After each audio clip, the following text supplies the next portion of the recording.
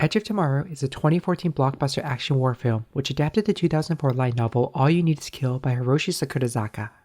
The adaptation introduces significant changes to the original story and setting while keeping the premise that the protagonist is forced to loop a day of gruesome battle and learn from their past lives to defeat an alien threat.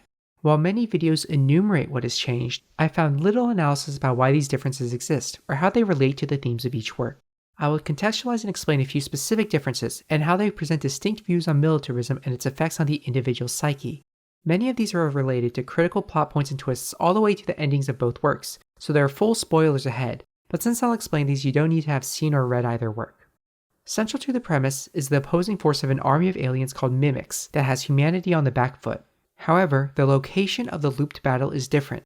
The light novel and the 2014 manga that is a close adaptation that I'm pulling images from put the line of battle off the Boso Peninsula, across the bay from Tokyo, in the early stages of the Mimics' invasion of mainland Japan after having already conquered large swaths of the world.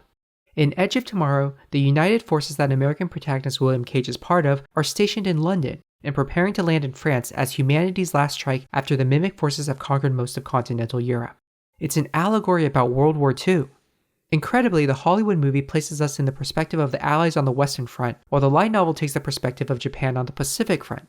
This critical difference derives from the obviously distinct production context of each work and impacts their form and content.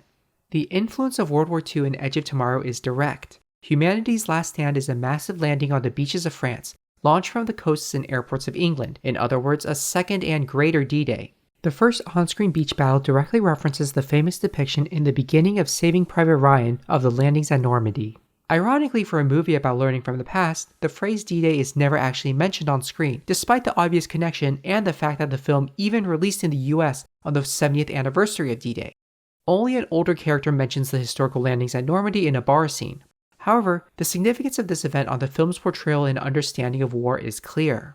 If Edge of Tomorrow is D-Day, then All You Need Is Kill is the Battle of Okinawa from the defending side. The comparison is less direct but essential to the symbolism of the story. Both the real Battle of Okinawa and the fictional battle reflect anxieties about an invasion on the homeland.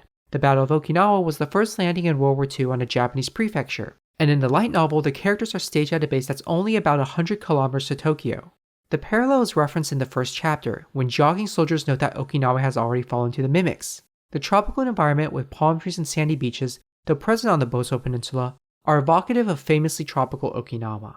This difference in setting and their historical parallels shape the plot.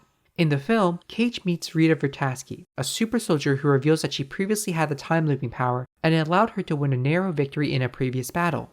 The rest of the movie is dedicated to Cage improving his skills and trying to use a side effect of his powers to locate an Omega, a central controller for the Mimic hive mind whose destruction would end the war.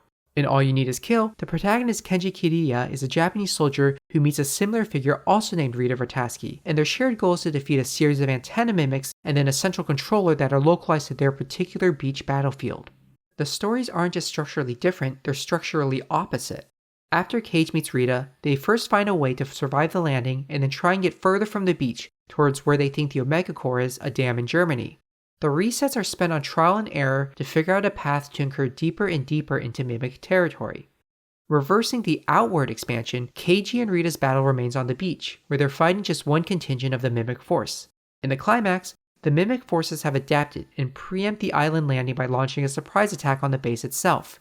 In a profoundly defensive war, the enemy first encircles them and then comes to them, drawing their sphere of influence inwards, not outwards. The closeness of the enemy reaches its maximum in the twist ending when Rita tells Keiji that she's long known that as a side effect of the time looping ability, they themselves function as mimic antennas, and that only one of them may survive to break the loop, causing them to mournfully fight to the death. This relates to the historical context of the respective battles on which each is based. D-Day was the beginning of the Allied retaking of Europe, a decisive maneuver that created an expanding foothold on the continent. Indeed, the realization in Edge of Tomorrow that the German dam was a red herring and the real core is in a flooded Louvre museum sets up a final confrontation that echoes the liberation of Paris, which followed over 2 months after D-Day. Meanwhile, Keiji is just trying to win a single battle, one of several fronts of mimic attacks with a small impact on the overall war. This is analogous to Japan's gradual loss of territory during the Pacific War. Instead of an offensive press, the main characters are just holding on to last another day, just as Japanese imperial forces desperately defended increasingly central territory without a realistic way to turn the tide. Following my framing of these stories as analogous to real-life battles, I'll next compare their messages on militarism, defined broadly, the effects of warfare on the individual's psyche and society. In my reading, the core motivation in Edge of Tomorrow is winning the war. The story is set up such that the war can be won by the individual actions of our protagonists. There's other stuff in the film like Cage's introspection and growth from a coward to a competent soldier, as well as his relationship with Rita as a mentor, an ally, and eventually a lover, but the main thrust of the film is his quest to end the war, whatever it takes for him to accomplish it. Alongside that objective, I think the overall message is that through sacrifice and teamwork, building bonds with one another, we can spare others the horrors of war. There are some other messages about militarism, for example, broadly how the military is a conformist organization that's capable of assembling a great force behind a fundamentally flawed plan, and individually how the terrors of war affect and isolate someone.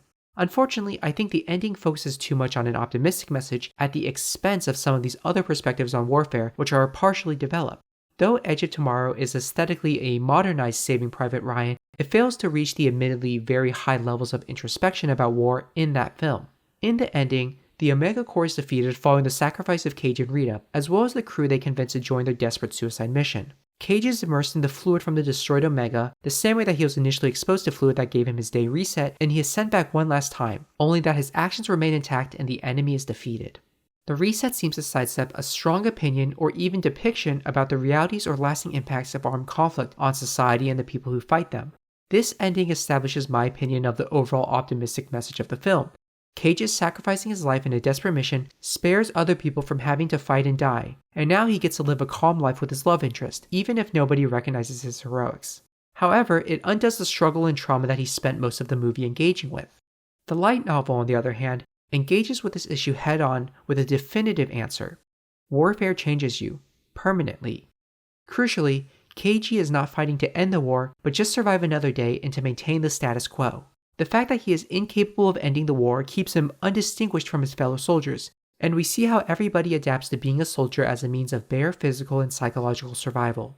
Regardless of him keeping his power or not, by being a soldier he becomes a mechanism that only exists on the battlefield.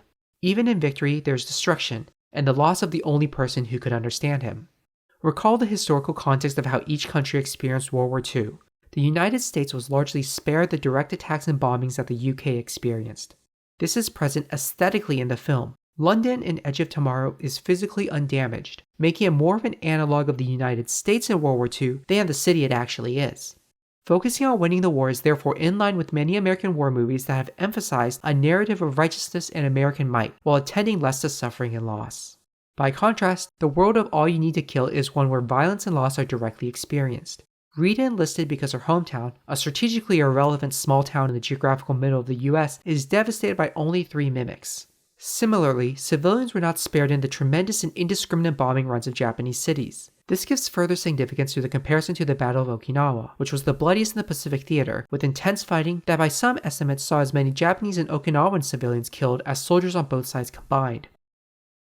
One final difference amazingly distinguishes the two perspectives on how warfare affects someone. In Edge of Tomorrow, Cage gains the time loop power through assimilating the fluids of an antenna mimic into his blood. This is an important plot point, as Rita mentions she lost her power when she lost enough blood from a non-fatal injury. Cage eventually does receive a transfusion, setting up a final mission to destroy the Omega that he only has one chance at. It's not surprising that blood would be used as a symbol this way, as it is a common motif for sacrifice in war, notably on many national flags. However, in the modern era, blood has been mastered by medical science. It can be drawn, donated, dialyzed, and of course, as we see in the film, transfused and replaced. This is consistent with the film's overall conclusion on the effects of warfare on an individual, that it is something that can be purged and forgotten. In the light novel, a different bodily mechanism is identified with the looping power, and it's the brain. An organ that remains mysterious even today, and one that is widely and deeply considered irreplaceable and synonymous with identity and our sense of self. This sets up the showdown between Keiji and Rita, who are in a deeper sense fused with their enemy, since only through the destruction of the brain can stop them functioning as antennas that perpetuate the loops. There is no way to surgically remove the ability, just like there is no way to separate the effects of the experience of war from one's psyche.